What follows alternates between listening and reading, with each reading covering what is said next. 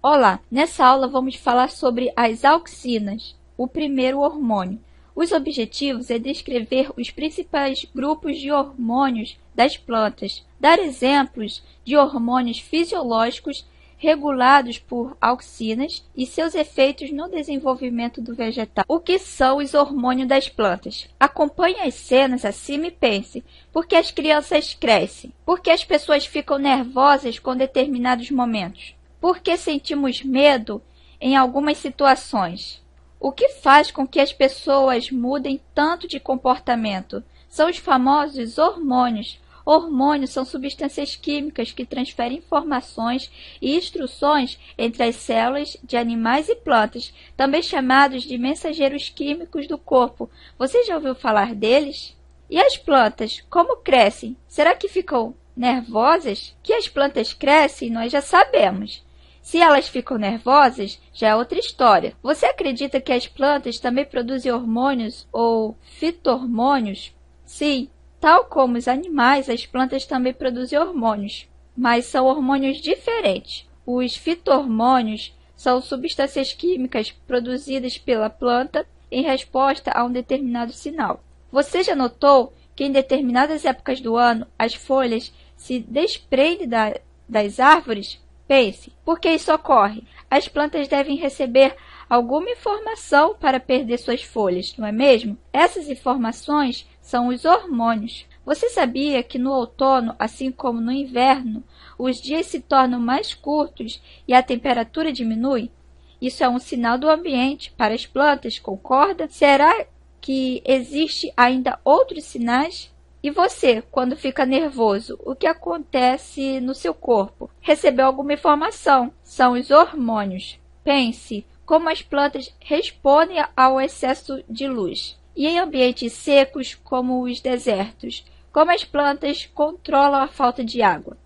E as temperaturas extremas, como suportar? Em resposta a essas mudanças do ambiente, as plantas começam a produzir hormônios ou fito-hormônios. Os hormônios são os mensageiros químicos do corpo em animais e plantas. Agora, uma outra questão: como as plantas transformam os sinais recebidos do ambiente em sinais químicos que possam ser entendidos pelas células? Isso mesmo, uma pessoa se comunica através da linguagem, mas a linguagem que as células utilizam é um pouco diferente.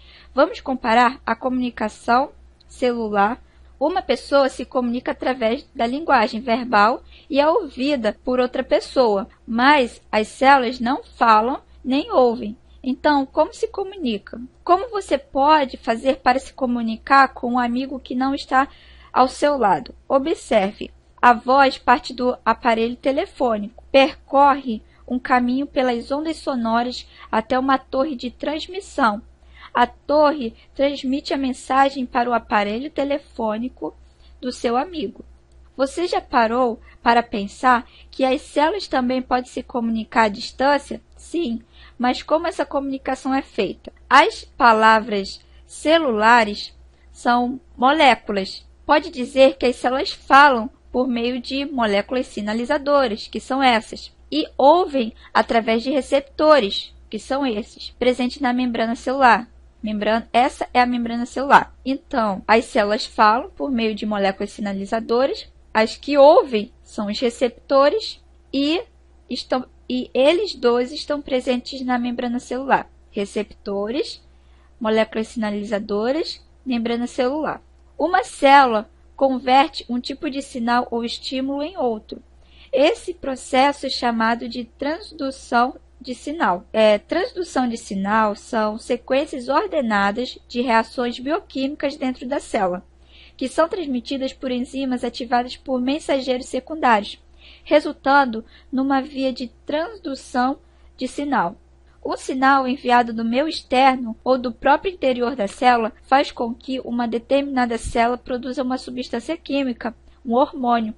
Essa célula é chamada de célula secretora, essa é a célula secretora. Hormônios são produzidos em um local para serem transportados até as células, tecidos ou órgãos, onde irão atuar. Essas células são conhecidas como células-alvo. Veja o que acontece. Você deve estar pensando: As células secretoras, que são essas, produzem um hormônio, que é este, que deve chegar às células-alvo. Essa é as células-alvo. Mas quem se encarrega desse transporte? Vamos ver. Essa é a célula secretora, receptores, no caso dos seres humanos, corrente sanguínea, e vai para células-alvo. Aí veja, as células secretoras liberam hormônios que caem para a célula-alvo. Lembra que nos animais as células lançam os hormônios que produzem na circulação sanguínea? E no caso das plantas, por onde esses hormônios circulam até chegar ao seu destino? Claro, através dos vasos condutores. Os hormônios que são produzidos na raiz pegam carona no xilema. Esse é o xilema. E se distribuem por toda a planta. O mesmo acontece com os hormônios produzidos nas folhas. Descem pelo floema e atingem toda parte da planta. Os hormônios são produzidos na raiz, passa pelo xilema. E os hormônios produzidos nas folhas passa pelo floema. Xilema e floema. Você lembra a importância do núcleo, não é mesmo? Lembra da importância do DNA? Já encontramos os genes responsáveis por produzir os hormônios, os receptores e as moléculas sinalizadoras. O sinal que é recebido pelo receptor precisa ser interpretado para gerar uma resposta. Você tem ideia de como isso ocorre?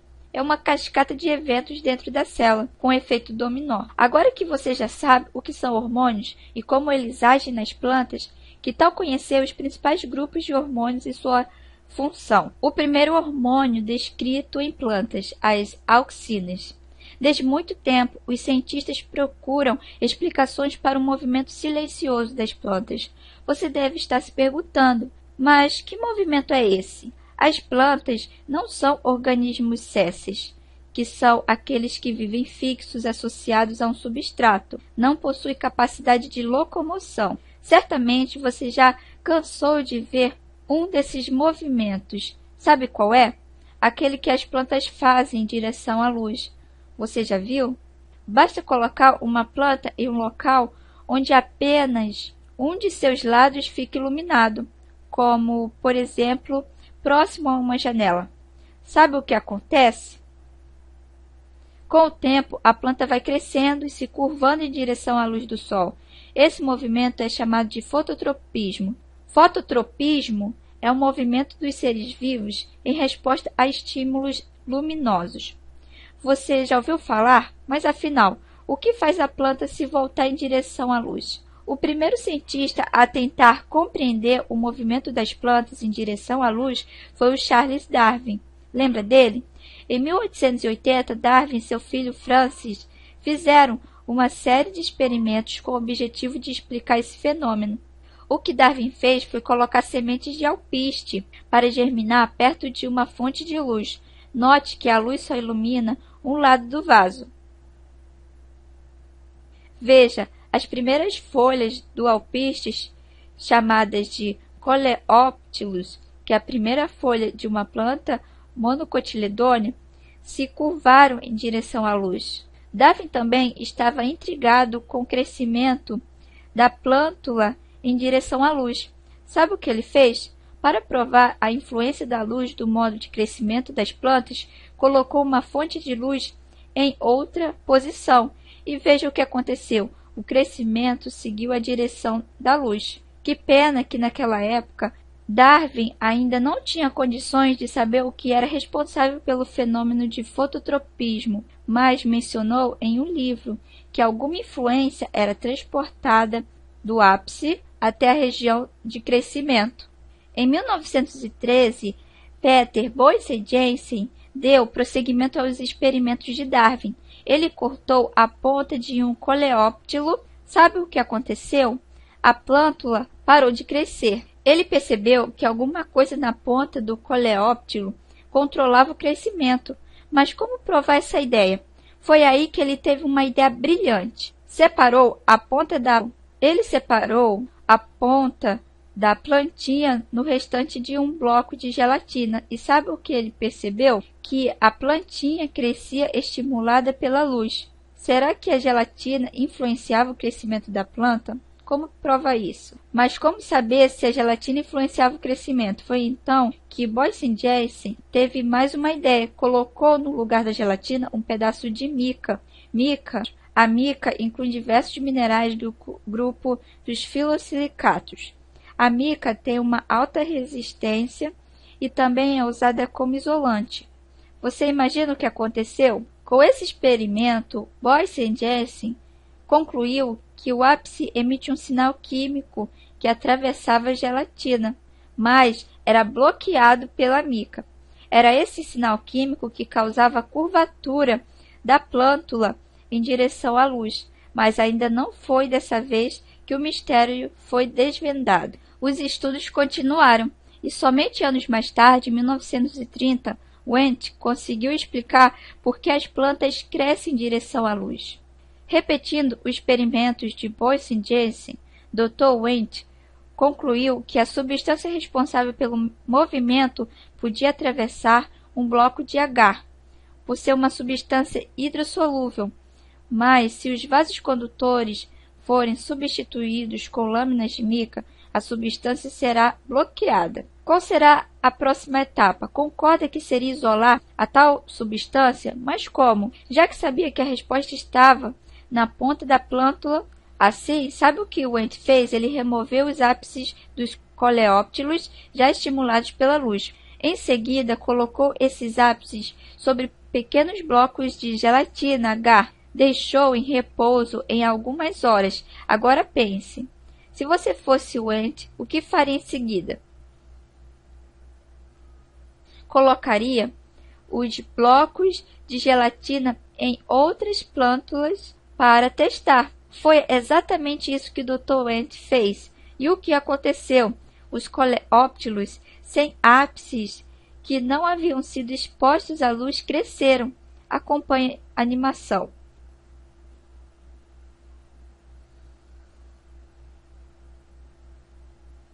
Viram? Assim, a substância que promovia o crescimento das plantas em direção à luz foi isolada. Um ácido orgânico chamado ácido indol acético, uma auxina, o primeiro hormônio descrito para as plantas. Veja as conclusões que ele chegou. A resposta do crescimento em direção à luz está no ápice das plântulas. Um hormônio chamado auxina controla o crescimento. O hormônio produzido no ápice das plântulas, por difusão, atinge as células inferiores que crescem e se curvam em direção à luz. Mas uma pergunta ainda não está respondida. Qual a importância das auxinas no crescimento das plantas em direção à luz? Pare e pense. Como as plântulas respondem ao estímulo luminoso? Crescendo em direção à luz, certo? Vamos ver isso de perto. Observe atentamente a animação. Veja que algumas células, essas, se alongam e fazem a plantinha se curvar em direção à luz. Lembra, para que as plantas crescem, suas células se alongam para depois se dividirem. Você concorda que, para alongar, a célula deverá ceder à pressão que a água exerce em seus vacúolos? Então, essa é a célula, vacúolos e a parede celular. Como as auxinas regulam este alongamento? Ao estudarem o alongamento celular, diversos cientistas observaram que este processo era acompanhado de uma acidificação na parede celular. É exatamente aí que a auxina entra em ação. Veja como acontece. Mas nós sabemos que a célula vegetal é revestida de uma estrutura altamente resistente, a parede celular. Essa é a parede celular, capaz de resistir à pressão exercida pela água. Note que durante a absorção de água, o pH do ambiente da parede celular se mantém neutro, pH 7. As moléculas de água precisam fazer muita força para alongar as células, mas com a chegada da auxina, tudo fica mais fácil. Veja o que acontece. A auxina aumenta a quantidade de prótons no ambiente da parede celular e tornando ácido um pH 4,5. A queda do pH causa o afrouxamento da parede celular. Agora, a parede celular oferece menos resistência à pressão da água para que ela entre nos vacúolos. E assim que a célula aumenta de tamanho, alongamento celular, sem se dividir. As auxinas, primeiro hormônio. Curiosidade. Ciência e tecnologia promovem grandes descobertas, não é mesmo? A cura de várias doenças e soluções para muitos problemas. Mas será que todas as descobertas, todos os avanços científicos e tecnológicos visam sempre o bem da humanidade? Veja, essa faca, por exemplo, é um utensílio doméstico que nos serve no dia a dia, mas que também pode ser transformada em uma arma mortífera, não é mesmo? Veja a energia nuclear. Para muitas pessoas significa perigo. Para esse tipo de energia pode trazer vários benefícios ao homem. Você sabia que a boa parte da energia elétrica utilizada em todo o mundo vem das usinas nucleares? Essas usinas aproveitam a energia liberada de fissão de urânio para aquecer grandes quantidades de água e produzir vapor. Mas de onde vem o medo das pessoas? Você lembra da bomba atômica? As bombas nucleares se baseia na mesma reação atômica das usinas nucleares, a fissão nuclear, só que explosiva. Além de representar um grande feito científico, esse avanço tecnológico também se tornou símbolo de vergonha mundial. A vergonha de utilizar o conhecimento científico, instrumento bélico que matou milhares de pessoas. O Albert Einstein, tendo visto a tragédia provocada pela bomba atômica, disse a seguinte frase: tudo havia mudado, menos o espírito humano. Mas o mau uso da tecnologia não parou por aí. Na década de 40, descobriu-se a ação das auxinas sintéticas, ácido 2,4-diclorofenoxiacético, uma potente herbicida. Esse hormônio era capaz de controlar o crescimento das ervas daninhas, sem prejudicar a produção da cultura de trigo, milho e arroz. Esse hormônio sintético fosse usado em grande quantidade, além de inibir o crescimento, podia causar a queda das folhas e acabar matando as plantas. Veja no que se transformou essa grande descoberta. Você já ouviu falar de agente laranja? Nome foi dado porque os galões que armazenavam o produto possuíam listas de cor laranja. Esse nome é um poderoso herbicida. Herbicida é um produto químico utilizado na agricultura para o controle de ervas classificadas como daninhas. E desfolhante, usado como arma durante a Guerra do Vietnã. O agente laranja foi produzido com altas concentrações de auxinas sintéticas. Durante a Guerra do Vietnã, os Estados Unidos pulverizaram milhões de litros de poderoso desfolhante. Agente laranja. O objetivo era reduzir a densa folhagem da selva onde se escondia o exército inimigo. E até hoje, civis e mulheres sofrem com o efeito nefasto desse produto.